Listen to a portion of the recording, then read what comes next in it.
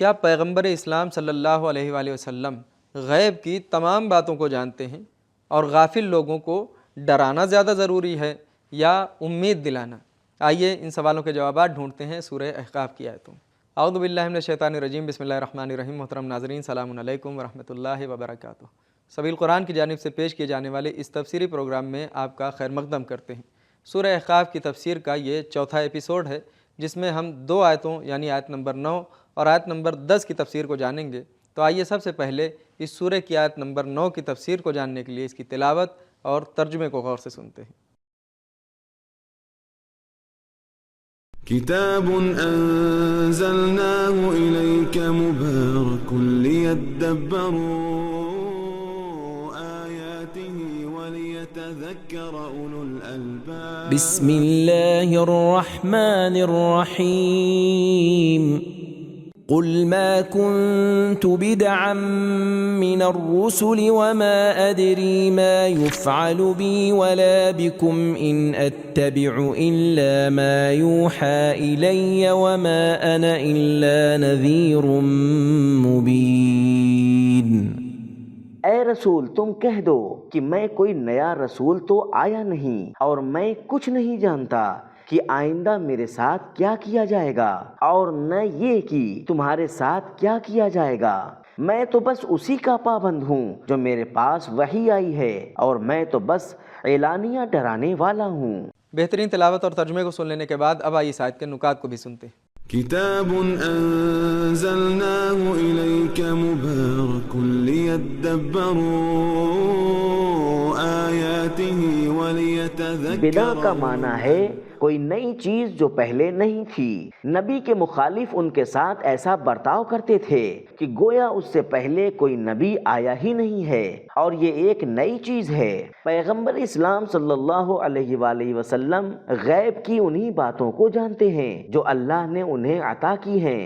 تلک من انباء الغیب نوحیہا الیک، سورہ ہود آیت نمبر 49۔ اور بغیر عطا وحی اور اللہ کی تعلیم کے کوئی بھی شخص غیب کو نہیں جان سکتا، جیسا کہ قرآن مجید میں ارشاد ہوتا ہے فَلَا يُظْهِرُ عَلَى غَيْبِهِ أَحَدًا إِلَّا مَنِ ارْتَضَىٰ مِن رَّسُولٍ، سورہ جن آیت نمبر 26-27۔ پیغمبر صلی اللہ علیہ وآلہ وسلم وحی کے سوا کچھ نہیں بولتے۔ مَا يَنطِقُ عَنِ الْهَوَىٰ إِنْ هُوَ إِلَّا وَحْيٌ يُوحَىٰ، سورہ نجم آیت نمبر 3-4۔ اور عمل میں صرف وحی کے پیروکار ہیں۔ ان اتبع الا ما یوحى الی، لہذا نبی کا کلام اور ان کی سیرت لوگوں کے لیے حجت اور نمونہ ہے۔ نکات کو سن لینے کے بعد اب آئیے دیکھتے ہیں کہ سورہ احقاف کی آیت نمبر 9 ہمیں کیا پیغامات دیتی ہے۔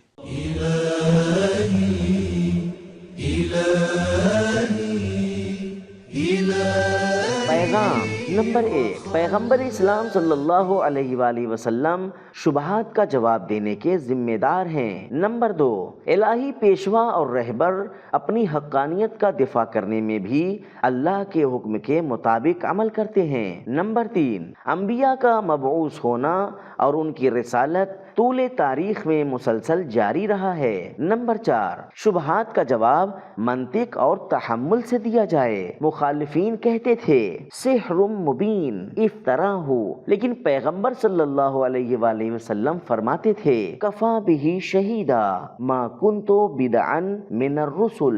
نمبر 5، چونکہ لوگ جدید اور نئے مسائل میں حساس ہوتے ہیں لہذا ماضی کی تاریخ کو بتانا ضروری ہے۔ نمبر 6، ہر چیز کو جاننا رسالت کا لازمہ نہیں ہے۔ نمبر 7، رہبر کو لوگوں کے ساتھ سچائی کے ساتھ بات کرنی چاہیے۔ نمبر 8، مشترک چیزوں کو بیان کرنے میں شروعات خود سے کریں اور پھر دوسروں کی بات کریں۔ نمبر 9، نبی کی ذمہ داری لوگوں کو ایمان لانے پر مجبور کرنا نہیں ہے بلکہ ان کی ذمہ داری خبردار کرنا اور لوگوں کو خطرے سے آگاہ کرنا ہے۔ نمبر 10، غافل لوگوں کو امید دلانے سے زیادہ ڈرانا ضروری ہے۔ آیت نمبر 9 کی تفسیر کو جان لینے کے بعد اب آئیے آیت نمبر 10 کی تفسیر کو جاننے کے لیے بھی اس کی تلاوت اور ترجمے کو غور سے سنتے۔ کتاب انزلناه الیک مبارک لیدبروا آیاته ولیتذکر اولو الالباب۔ بسم الله الرحمن الرحيم قل أرأيتم إن كان من عند الله وكفرتم به وشهد شاهد من بني إسرائيل على مثله فآمن واستكبرتم إن الله لا يهدي القوم الظالمين۔ اے رسول تم کہہ دو کہ بھلا دیکھو تو کہ اگر یہ قرآن خدا کی طرف سے ہے اور تم اس سے انکار کر بیٹھے، حالانکہ بنی اسرائیل میں سے ایک گواہ اس کے مثل کی گواہی بھی دے چکا اور ایمان بھی لے آیا، اور تم نے سرکشی کی تو تمہارے ظالم ہونے میں کیا شک ہے؟ بے شک خدا ظالم لوگوں کو منزل مقصود تک نہیں پہنچاتا۔ تلاوت اور ترجمے کو سن لینے کے بعد اب آئی اس آیت کے نکات کو بھی سنتے ہیں۔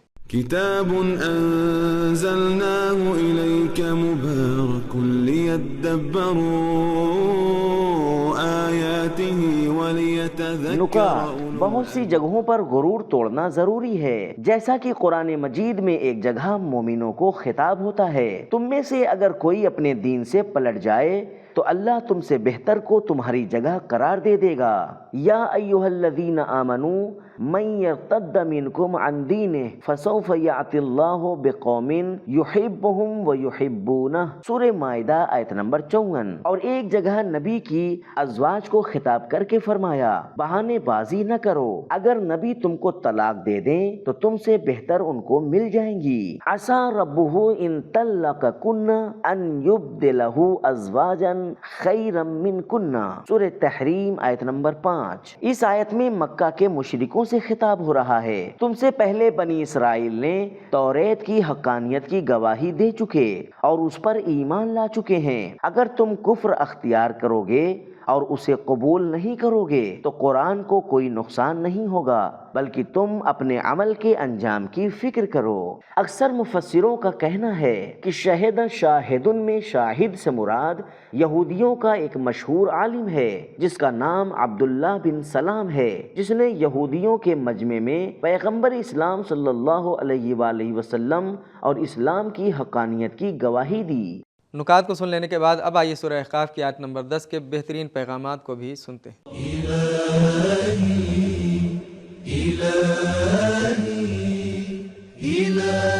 پیغام نمبر 1، کبھی کبھی انسان کو اپنے طریقے اور فیصلوں میں غور کرنا چاہیے کہ اگر غرور کی وجہ سے کسی حق بات کو نہیں مانا ہے تو اپنے اس تکبر کے لیے کیا جواب دے سکے گا۔ نمبر 2، مخالفوں سے گفتگو کرنے میں اپنے عقائد پر تعصب نہ دکھائیں تاکہ بحث کرنے کا راستہ کھلا رہے۔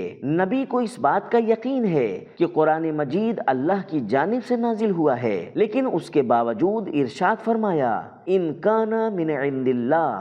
نمبر 3، جو لوگ گمراہی کے ماحول میں گمراہی کو توڑ دیتے ہیں ایسے لوگوں کی حوصلہ افزائی ہونی چاہیے۔ نمبر 4، تکبر کفر کی جڑ ہے، آمنا واستکبرتم، کفرتم کے بجائے فرمایا استکبرتم۔ نمبر 5، لوگوں اور گمراہوں کے درمیان صحیح طریقے سے موازنہ اور مقابلہ کرنا ایک اچھا کام ہے، فآمنا واستکبرتم، وہ لوگ ایمان لائے اور تم لوگوں نے تکبر کیا۔ نمبر 6، وحی اور قرآن کے سامنے تکبر کرنا ظلم ہے۔ نمبر 7، ظلم بصیرت میں رکاوٹ اور اللہ کے لطف سے محروم ہونے کا سبب ہے۔ تو محترم ناظرین، ہم نے سورہ احقاف کی آیت نمبر 10 تک کی تفسیر کو جان لیا اور ساتھ ہی اپنے سوالوں کے جوابات بھی جان لی۔ تو ہمارے پہلے سوال کا جواب یہ تھا کہ پیغمبر اسلام صلی اللہ علیہ وآلہ وسلم غیب کی انہی باتوں کو جانتے ہیں جو اللہ نے انہیں تعلیم دی ہے، اور اللہ کی وحی اور اللہ کی تعلیم کے بغیر کوئی شخص غیب کی بات نہیں جان سکتا۔